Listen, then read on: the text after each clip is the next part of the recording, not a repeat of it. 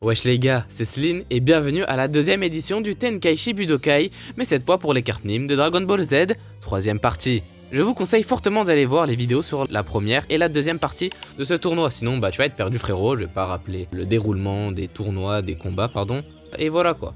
Sur ce, on commence directement par le tirage au sort pour les huitièmes de finale.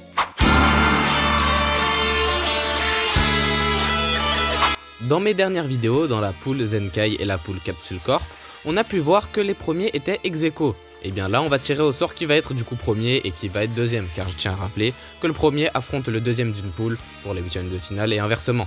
Du coup pour la poule Zenkai, le premier c'est... Razin. Félicitations toi, mais c'est que de la chance, alors ne te réjouis pas trop. Et pour la poule Capsule Corp, le premier c'est... Piccolo. Maintenant on peut procéder au tirage au sort. Donc voici le tableau du tournoi. Pour le premier combat, on aura donc Grégory contre Piccolo. Pour le second, on aura Enma contre Slug. Pour le troisième, on aura Kaio contre Gohan. Pour le quatrième, Daze contre Medamacha. Pour le cinquième, Anguilla contre Goku. Pour le sixième, Tenshinhan contre Krillin. Pour le septième, Razin contre Raditz. Et pour le huitième, Nappa contre Vegeta. Il y a quand même de bons petits combats qui vont commencer. Et je vous rappelle que maintenant, un combat s'effectuera sur 6 manches et que les capacités spéciales peuvent s'activer dès maintenant. Et donc, commençons avec le premier combat qui oppose Grégory à Piccolo. Les combattants peuvent commencer à se battre. Grégory essaie d'utiliser une technique qu'il a apprise chez Kaio, mais Piccolo le fait peur avec sa personnalité ténébreuse. Donc il propose à Piccolo de faire un jeu de vitesse que Piccolo bat facilement. Continuant à utiliser sa vitesse, Piccolo montre par la force qu'il est le plus fort et essaie d'utiliser le Makan Kosapo, mais est trop lent par rapport à Grégory qui continue d'utiliser sa vitesse. En voulant montrer sa force à Piccolo, Grégory se fait prendre de vitesse par Piccolo. Il veut donc essayer d'utiliser sa force, mais Piccolo le bat avec une de ses techniques, puisée dans ses atouts. Et donc c'est Piccolo qui se qualifie pour le prochain tour. Merci de ta participation Grégory. Au moins tu es arrivé jusqu'ici, et c'est bien, même très bien. Passons dorénavant au prochain combat qui oppose Enma à Slug. Les combattants peuvent commencer à se battre. Slug essaie de faire peur à Enma avec sa personnalité, mais Slug utilise sa technique secrète pendant ce temps. Il veut la réutiliser, mais Slug s'en défait très facilement avec sa force. Il essaie de réfléchir, mais Slug ne lui laisse pas le temps de réfléchir. Slug se moque un peu de lui, ce qui a permis une ouverture à Enma avec sa force. Slug et Enma parlent d'homme à homme et Slug comprend qu'Enma est un vrai homme, grâce à sa personnalité. Mais cela n'intimide pas Slug et décide de se transformer en géant. Malheureusement, après sa transformation, Slug décide d'utiliser une stratégie, mais n'a pas le temps et se fait pousser par Enma qui a une grande force. Et c'est donc Enma qui gagne ce combat. Désolé Slug, t'as voulu utiliser ta capacité de géant, mais ça s'est un peu retourné contre toi. On peut maintenant enchaîner avec le prochain combat qui opposera Kaio à Gohan. Les combattants peuvent commencer à se battre. Gohan utilise directement sa vitesse contre Kaio qui utilise sa force. Et c'est la force qui gagne par la vitesse. Kaio tente de dissuader Gohan car il ne veut pas lui faire de mal, mais Gohan en profite pour utiliser sa force et ça marche. Il veut utiliser une de ses techniques, grâce aux atouts, mais Kaio le part grâce à sa force. Kaio tente d'utiliser un stratagème, mais est dérangé par la personnalité de Gohan qui lui fait sourire. Donc il lui propose un duel de vitesse que Gohan accepte, mais qu'il perd. Enfin, Gohan tente de le déstabiliser avec sa personnalité, mais Kaio en profite pour frapper un gros coup avec sa force et de gagner le combat. C'est donc Kaio qui est qualifié pour le prochain tour. Merci Gohan d'avoir participé, dommage qu'on n'a pas vu ta transformation en mode Ozaru, même si je pense que ça t'aurait plus gêné qu'autre chose. Donc on peut voir le prochain combat qui oppose Daze à Medamacha. Les combattants peuvent commencer à se battre. Daze essaye d'envoyer une de ses vagues d'énergie à Medamacha qui l'esquive et attaque directement avec ses Médas. Daze essaie d'analyser les Médas de Medamacha, mais ils sont trop rapides et arrivent à destination, c'est-à-dire sur Daze. Daze s'en défait et essaie de lui faire peur avec sa personnalité, mais Medamacha est trop rapide et l'attaque directement. Daze réutilise ses techniques de combat contre Medamacha qui cette fois a utilisé sa technique de vol pour l'esquiver. Medamacha essaie de gagner du temps pour réfléchir à une stratégie mais n'a pas vu Daze qui avait utilisé ses atouts. Donc Daze a voulu utiliser sa force contre Medamacha qui a utilisé ses atouts mais sans succès pour les deux, car ce sont des forces équivalentes. Et malheureusement Daze tombe hors du ring dû à la projection des techniques. Mais Medamacha a réussi à s'en contenir. Donc c'est Medamacha qui gagne ce combat et qui se qualifie pour le prochain tour. Dommage à Daze. Et merci d'avoir participé. Dommage, t'as pas pu venger ta laisse. Maintenant on peut enchaîner avec le prochain combat qui oppose Anguilla à Goku. Les combattants peuvent commencer à se battre. Anguilla et Goku se replient tous deux pour établir leur stratégie. Et pendant qu'Anguilla est en train d'établir sa stratégie, Goku utilise un Kamehameha sur lui. Anguilla, avec sa personnalité de méchant, dit toutes les atrocités qu'il va faire à Goku. Goku perd le contrôle et se transforme en faux Super Saiyan. et essaie de le mettre dans le droit chemin avec sa personnalité qui est quand même un peu terrifiante. Ayant perdu le contrôle, Son Goku redevient normal mais utilise le Kaioken pour accélérer sa vitesse contre Anguilla qui essaie de lui faire peur, qui essaie de lui faire une technique. Donc Anguilla se replie pour rétablir sa stratégie, ce qui laisse l'occasion à Goku de se détransformer et d'utiliser le Kamehameha sur Anguilla pour ne pas faire trop de dégâts. Anguilla, à bout de souffle, tente de tout mettre dans sa dernière vague d'énergie, ce qui provoque encore la colère de Goku qui est retransformé en faux Super Saiyan et part facilement la technique d'Anguilla et donne un coup bien puissant pour le battre. Et donc c'est Son Goku qui gagne ce combat et qui passe au prochain tour. Merci à Anguilla d'avoir participé et dommage pour toi, t'aurais pu venger Slug, mais non. Maintenant on peut passer au prochain combat opposant Tenshinhan à Krillin. Les combattants peuvent commencer à se battre. Tenshinhan essaie d'utiliser le Kiko contre Krillin mais qu'il encaisse simplement avec sa force. Tenshinhan tente d'utiliser ses atouts contre Krillin qui fait de même, mais les deux se compensent. Tenshinhan réutilise le Kiko contre Krillin qui l'esquive cette fois avec sa vitesse. Krillin tente d'établir une stratégie mais n'a pas vu que Tenshinhan attaquait avec sa force. Donc Krillin fait le malin et essaie de le persuader d'abandonner, mais Tenshinhan ne l'écoute pas et l'attaque avec sa force. Pour finir, Tenshinhan tente de miser tout sur sa vitesse pendant que Krillin mise tout sur sa force et c'est Krillin qui gagne. Donc Krillin est le vainqueur de ce combat et peut passer au prochain tour. Et dommage pour Tenshinhan. Maintenant nous allons voir le prochain combat qui est celui de Razin contre Raditz. Les combattants peuvent commencer à se battre. Raditz essaie de faire peur à Razin avec sa personnalité de Saiyan, mais celui-ci n'y prête pas attention et attaque directement avec sa vitesse. Razin propose un duel de force à Raditz qu'il accepte et qu'il gagne. Voyant que la force a marché, il la réutilise contre Razin, qui utilisait sa technique, mais sans succès. Raditz, toujours persuadé que sa force est plus forte que celle de Razin, continue de l'utiliser et ça marche contre la vitesse de Razin, qui n'a rien pu faire. Donc Razin essaie de le faire peur avec sa personnalité et ses aventures aux côtés de Thalès. Mais Raditz s'en fiche et lui envoie un bon week-end dans sa gueule, ce qui provoqua une désillusion de la victoire face à Razin. Razin utilisait une de ses techniques contre Raditz qui réfléchissait à un moyen de le battre, mais manquant d'énergie, il tombe KO. Et c'est donc Raditz qui gagne le combat et qui se qualifie pour le prochain tour. Dommage à Razin qui aurait pu venger Thalès lui aussi, mais non. Tu peux pas frérot, tu peux pas. Maintenant, on peut enchaîner avec le dernier combat avant les quarts de finale. J'ai nommé Nappa contre Vegeta. Les combattants peuvent commencer à se battre. Nappa utilise directement la force contre Vegeta, et Vegeta fait de même, mais c'est Vegeta qui gagne ce duel. Donc il décide d'utiliser sa vitesse, mais est trop lent par rapport à Vegeta qui utilise également sa vitesse.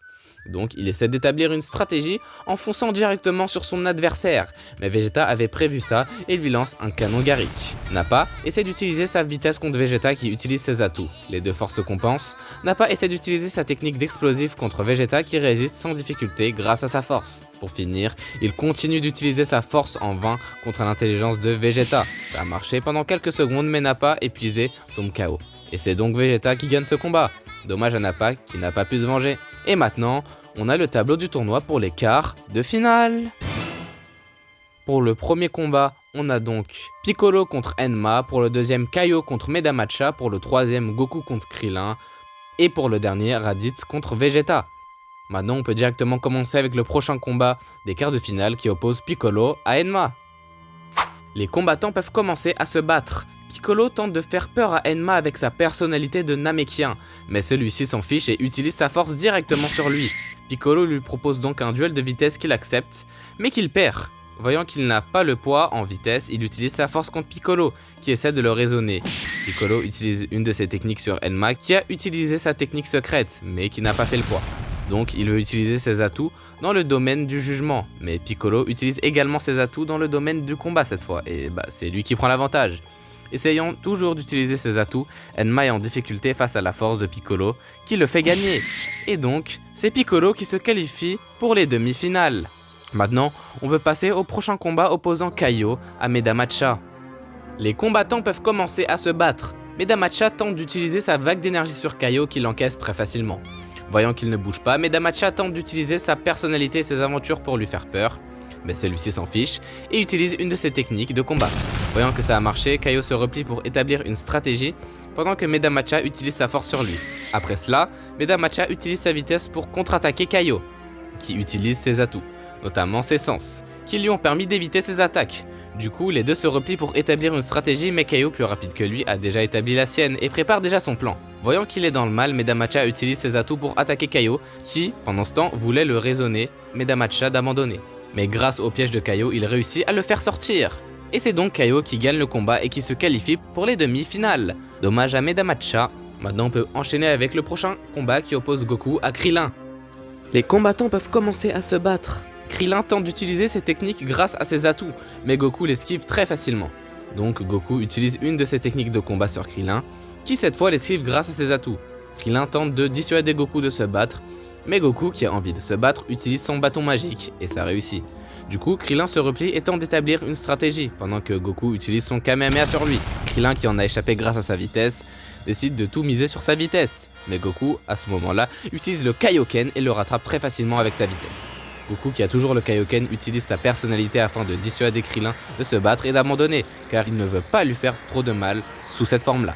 Mais Krillin essaie coûte que coûte d'utiliser sa force, qui marche pendant un court instant, mais après, prend conscience qu'il est beaucoup trop fort pour lui et abandonne. Et c'est donc Goku qui se qualifie pour les demi-finales. Maintenant, enchaînons avec le dernier combat des quarts de finale qui oppose Raditz à Vegeta. Les combattants peuvent commencer à se battre. Raditz essaie d'utiliser sa force contre Vegeta qui utilise son scooter et analyse sa force. Raditz essaie de lui faire peur avec sa personnalité en lui disant qu'il est devenu plus fort qu'avant. Vegeta accepte son défi, c'est pour cela qu'il se transforme en mode Ozaru et le fait encore plus peur avec sa personnalité. Mais Vegeta a quand même un doute sur Raditz. Les deux se replient pour utiliser leur intelligence, mais Vegeta arrive à prédire qu'il allait le faire. Donc il essaie de l'attaquer avec sa vitesse, le problème c'est qu'en mode Ozaru il est plus lent. Et donc ça a pu accorder du temps pour réfléchir à Raditz. Donc Raditz veut utiliser sa vitesse, mais Vegeta, comme il a vu que sa forme en mode Ozaru le dérangeait en termes de vitesse, s'est détransformé et a utilisé sa force brute qui a marché. Donc pour finir, Raditz a voulu utiliser sa technique du week-end sur Vegeta qui, avec sa force, a résisté très facilement et a projeté Raditz hors du terrain.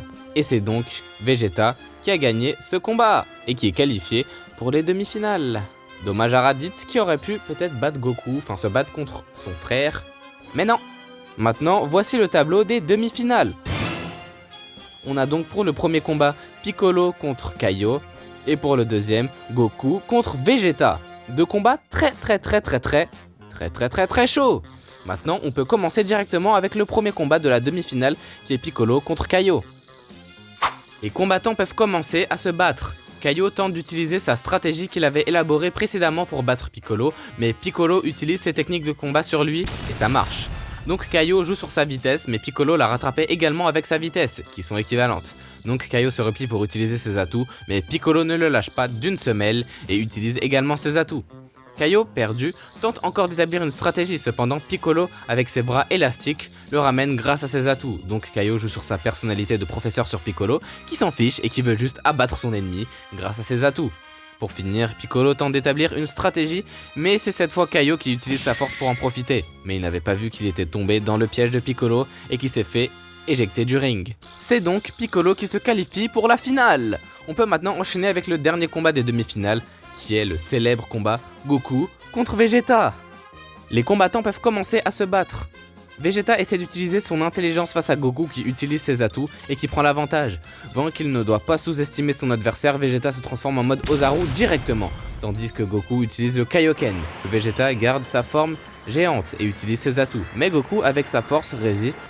Goku enchaîne ensuite avec sa vitesse, pendant que Vegeta essaye d'établir une stratégie. Il s'est fait prendre de vitesse par Goku, il s'est remis du coup en mode normal, et lui a dit toutes les atrocités qu'il allait faire avec sa personnalité. Goku furieux se transforme en faux Super Saiyan et utilise ses atouts pour prendre définitivement l'avantage sur Vegeta. Puis après, il se calme et tente de raisonner Vegeta avec sa personnalité en se remettant en mode normal.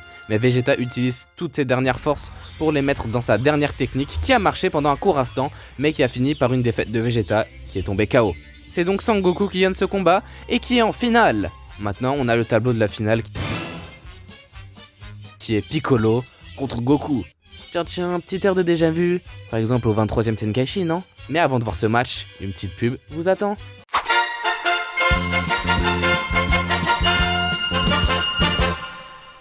Bonjour à tous les gars, c'est Sline du passé et aujourd'hui je vais interviewer mon favori qui s'est fait malheureusement éliminer contre Kaio. Bonjour à toi Gohan. Salut! Alors, qu'est-ce que tu peux me dire sur ta défaite? Bah déjà, je suis un peu déçu parce que je m'étais entraîné longuement avec Piccolo. Mais après, je me suis un peu renseigné sur lui, apparemment c'est l'un des 4 maîtres de l'autre monde. Donc c'est un peu normal. Et je trouve que j'ai assez bien tenu et je suis fier de mon parcours. Ah ouais, une réponse très mature pour un enfant de 6 ans. Vraiment bravo à toi, la preuve c'est que je t'ai choisi comme favori frère. Et maintenant, c'est quoi tes objectifs pour plus tard? Bah, essayer de me dépasser, essayer surtout d'arriver au prochain tournoi plus loin.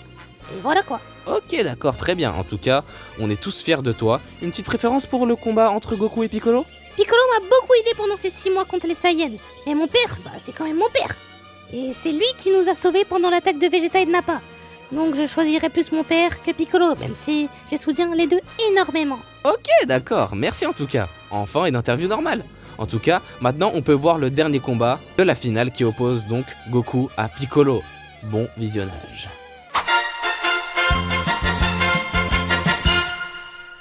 Les combattants peuvent commencer à se battre. Piccolo tente d'établir une stratégie, mais Goku le déstabilise avec sa personnalité en lui disant qu'il est content que ce soit lui en finale contre qui il tombe comme avant.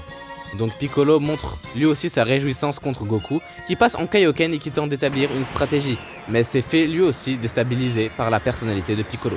Donc Piccolo utilise la vitesse et Goku, qui est tellement excité de ce combat, se transforme en faux Super Saiyan et essaie d'utiliser sa technique de l'aura brûlante que Piccolo esquive avec sa vitesse.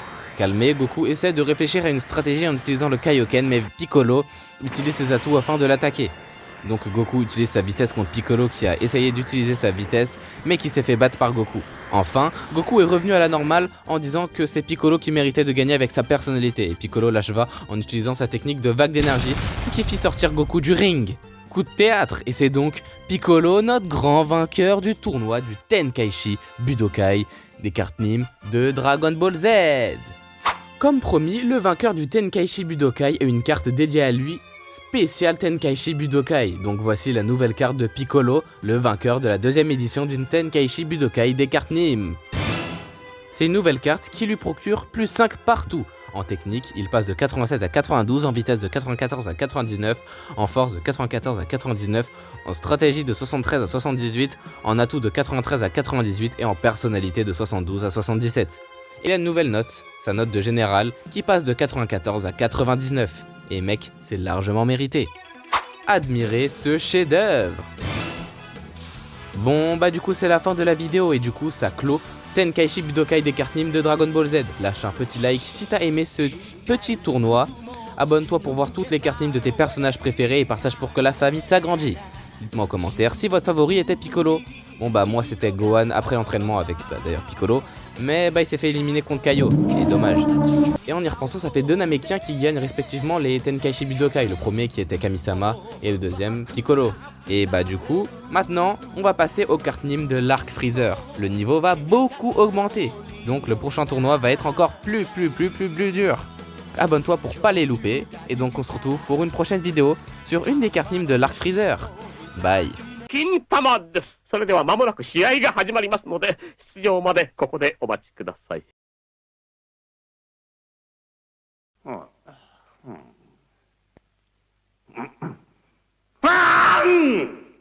ありがとうございました。